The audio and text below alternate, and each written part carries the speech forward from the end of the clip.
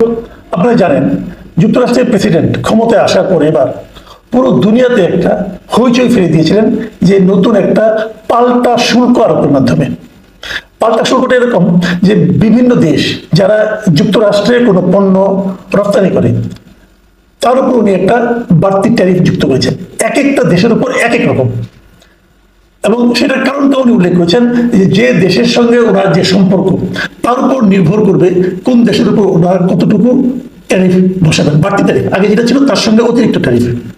তো এটা নিয়ে আমাদেরও নানা উদ্বেগ ছিল, কারণ আজকে থেকে কয়েক মাস আগে আমরা যখন একটা চিঠি লেখলাম, অনেক দেশে চিঠি লিখছিল, তখন আমাদের উপর ট্যারিফ ছিল 35%। এবং সেই বাড়তি ট্যারিফ, এটা কিন্তু ট্যারিফ কেমন না, বাড়তি ট্যারিফ। কারণ আগে আমাদের ছিল 15%, তার সঙ্গে আরো 35%, এটা তো আমাদের সব মিলে হয় 50%-এর মতো। তো এটা নিয়ে আমাদের ব্যবসায়ীদের উদ্বেগের শেষ ছিল না। কিন্তু 3 মাসের প্রথম দিকে আমরা খুব একটা গা করিনি, শেষ দিকে যে আমাদের বাণিজ্য উপদেষ্টা এবং আরো অনেকে যারা ছিলেন তারা গিয়ে একটা আলোচনা করতে পেরেছেন এবং শেষ পর্যন্ত আমরা 20% ট্যারিফ দিতে হবে যুক্তরাষ্ট্রে, এই শর্তে রাজি হয়েছি। এবং আরো কিছু শর্ত সেখানে আছে যে শর্তগুলো আমরা জানি না, আমরা সাধারণ মানুষ জানি না। যুক্তরাষ্ট্র এই শর্তগুলো এমনভাবে দিয়েছে যেগুলো সাধারণ মানুষের কাছে প্রকাশ করা যাবে না। এই যে প্রকাশ করতে না পারা, এটা কিন্তু আমাদের জাতি হিসাবে আমাদের জন্য অপমানকর। কিন্তু সেগুলো কি আমরা জানতেই পারবো না যতদিন পর্যন্ত না যুক্তরাষ্ট্র সেগুলো জানানোর অনুমতি না দেবে। তারা যদি বলে এখন জানাও, তো জানাতে পারবে। এখন সেটা অর্থনৈতিক শর্ত হতে পারে, রাজনৈতিক শর্ত হতে পারে। যুক্তরাষ্ট্র বলতে পারে যে তোমরা মিয়ানমারের রাখাইন দিয়ে একটা করিডোর দাও, বলতে পারে। বলতে পারে যে সেন্ট মার্টিনে নিয়ে একসাথে তারা করতে চায়, ঘাঁটি করতে চায়, বলতে পারে। কিন্তু সেটা কি বলেছে এটা আমরা কেউ জানি না। যাই হোক, এই হলো ঘটনা। তো এটা নিয়ে কিন্তু আমাদের একটু অপমানজনক আছে, কিন্তু আপনি দেখবেন আমাদের ব্যবসায়ীদের মধ্যে কিন্তু এটা নিয়ে একটা স্বস্তির ভাব চলে এসেছে। স্বস্তির ভাব চলে এসেছে, ওটাকে কমিয়ে যে 35 থেকে 20% আনা গেছে, এই জন্য স্বস্তি। এখন আমাদের উপর ট্যারিফ হলো 20%। আমরা যুক্তরাষ্ট্রে পণ্য রপ্তানি করতে গেলে 20% অতিরিক্ত ট্যারিফ দিয়ে আমরা পণ্য রপ্তানি করবো। তো এখানে আনন্দটা কোথায়, স্বস্তিটা কোথায়? স্বস্তির হচ্ছে এই জায়গায় যে আমাদের যা রপ্তানি যুক্তরাষ্ট্রে হয় তার বেশিরভাগ হয় তৈরি পোশাক। তৈরি পোশাকের ক্ষেত্রে আমাদের প্রতিদ্বন্দ্বী কারা, যারা যুক্তরাষ্ট্রে রপ্তানি করে? প্রতিদ্বন্দ্বী হলো ভারত, ভিয়েতনাম এবং চীন, মূলত ইন্দোনেশিয়া কিছু করে। তো এখন আমি যদি ভারত, চীন এবং ভিয়েতনামকে ধরি, তাহলে ভিয়েতনামের উপরেও কিন্তু 20% ট্যারিফ দেওয়া হয়েছে অতিরিক্ত। তাহলে ভিয়েতনাম এবং আমাদের অবস্থান একই রকম। তাহলে কম্পিটিশনটা আগে একই রকম ছিল, আমরা কম্পিটিশন করেছি, এখনো করতে পারবো, কোনো সমস্যা নাই। আর এই যে বাড়তি টাকাটা যে আমাদের যাবে, এটা কিন্তু আমাদের যাবে না। আসলে এটা আসলে যুক্তরাষ্ট্রের যারা ভোক্তা, ক্রেতা, তাদের উপর যাবে। ঝামেলা হচ্ছে ভারতের, কারণ ভারতের ট্যারিফ ধরা হয়েছে 25%। মানে যে শার্ট অথবা যে পণ্যটা আমি যুক্তরাষ্ট্রে বিক্রি করবো $120, সেইটা ভারত বিক্রি করবো $125। তাহলে ওখানকার ক্রেতা $5 বেশি দিয়ে ভারতেরটা কিনবে কেন? কাজে ভারত একটা ঝামেলায় কিন্তু পড়ে গেল। এখন প্রশ্ন হলো চীনের কি হবে? চীনের ট্যারিফটা এখন ঘোষণা করা হয়নি, কিন্তু না ঘোষণা করার অর্থ হলো তাদের সঙ্গে কিন্তু আগে 100% ট্যারিফের ঘোষণা ছিল যে চীনের জিনিস দিতে 100% লাগবে। তো এটা হয়তো কমবে, আলোচনা হবে, এখন কিছু জানা যাচ্ছে না। কিন্তু এই মুহূর্তে ভারত কিন্তু আমাদের থেকে পিছিয়ে আছে। এই জিনিসটা আমাদের ব্যবসায়ীদের মধ্যে একটা স্বস্তি তৈরি করেছে। প্রশ্ন হচ্ছে যে ভারতকে এরকম বেকায়দায় কেন ট্রাম্প ফেললো?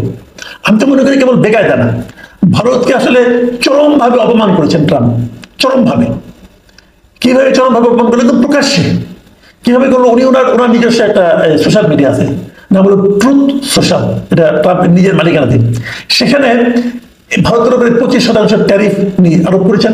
আরোপ করার পর ট্রুথ সোশ্যালে গত বুধবার একটা পোস্ট দিয়েছেন, সেখানে অনেক কিছু লিখেছেন। আমি যদি এটাকে সহজভাবে বাংলায় আপনাদেরকে বললাম, দেখেন আমি যেটা দিয়ে দিলাম এখানে, দেখেন সেখানে সহজ ভাষায় উনি যে কথা লিখেছেন যে ভারত আমাদের বন্ধু হলেও বছরের পর বছর ধরে তাদের সঙ্গে আমাদের ব্যবসাটা খুব একপাক্ষিক ছিল। একপাক্ষিক মানে আমরা ভারতকে বেশি কিছু দিতে পারতাম না, কিন্তু ভারত আমাদের কাছে প্রচুর জিনিস রপ্তানি করতো আমাদের বাজারে। এবং তারপর ভারতের শুল্ক সিস্টেম হলো অনেক বেশি, এটা বিশ্বের মধ্যে সবচেয়ে বেশি যে করে শুল্ক নেয় তার মধ্যে ভারত একটা। মানে ভারতে বাইরের জিনিস ঢোকা খুব কঠিন। তো তার বক্তব্য হলো যে এটা একটা মানে বিরক্তিকর ব্যাপার, এটা বিরক্তিকর। এবং এছাড়া কিছু অন্যান্য কিছু প্রতিবন্ধকতা আছে যেগুলি উনি বিরক্তিকর হিসাবে বলেছেন।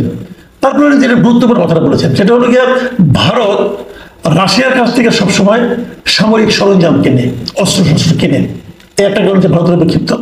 আরেকটা কারণ উনি বলেছেন ওনার এই পোস্টে, সেটা হলো গিয়া যে রাশিয়ার কাছ থেকে যারা তেল কিনে সবচেয়ে বেশি, তার মধ্যে চীন এবং ভারত। ভারত আসলে রাশিয়ার কাছ থেকে প্রচুর তেল কিনে, কারণ রাশিয়া অনেক দেশের কাছে বিক্রি করতে পারে না ক্রুড অয়েল, কিন্তু ভারত সেটা কিনে কম দামে পায় বলে কিনে। এবং ভারত সেখানে, ভারতের যে চাহিদা, সেই চাহিদা প্রায় 35% তেল তারা রাশিয়া থেকে কিনে। এইটাকে ট্রাম্প পছন্দ করছেন না। পছন্দ না করে তিনি তাদের উপর 25% শুল্ক আরোপ করেছেন, ট্যারিফ আরোপ করেছেন। এবং পাশাপাশি এটাও বলেছেন, ওই যে দুটো অপরাধ তারা করেছে, রাশিয়ার কাছ থেকে অস্ত্র কিনছে এবং তাদেরকে তেল কিনছে, এটাকে অপরাধ বলছেন এই কারণে যে উনি বলতে চাচ্ছেন যে রাশিয়া ইউক্রেনকে আক্রমণ করছে, সারা দুনিয়া এটাকে প্রতিবাদ করছে, যখন রাশিয়ার কাছ থেকে তেল কিনে তারা রাশিয়াকে হেল্প করছে।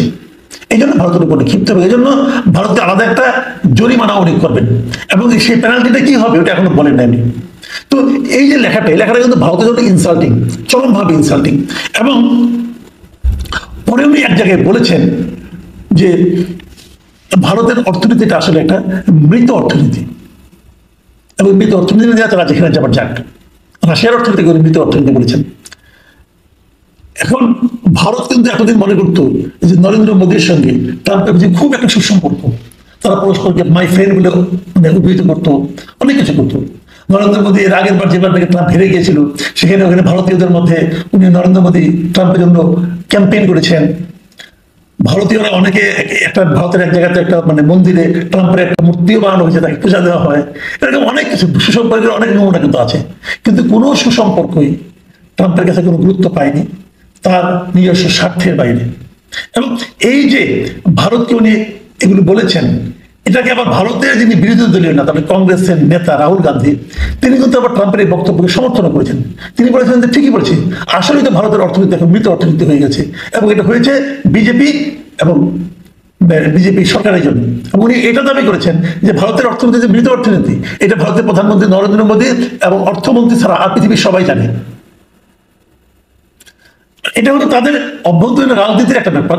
কিন্তু রাহুল গান্ধী বলেছেন যে আমি ট্রাম্পের উপর খুশি, কারণ তিনি সত্যটা প্রকাশ করে দিয়েছেন। এবং এটা কারণ উনি বলেছেন, রাহুল গান্ধী বলেছেন যে ভারতের যে এদিকে এই অর্থনীতি এত খারাপ অবস্থা, এটার জন্য দায়ী হলো বিজেপি, কারণ তারা দেশের অর্থনীতিকে ধ্বংস করে দিয়েছে। কেন দিয়েছে? আদানিকে সাহায্য করার জন্যই তারা এই অর্থনীতির এরকম 12টা বাজিয়ে দিয়েছে।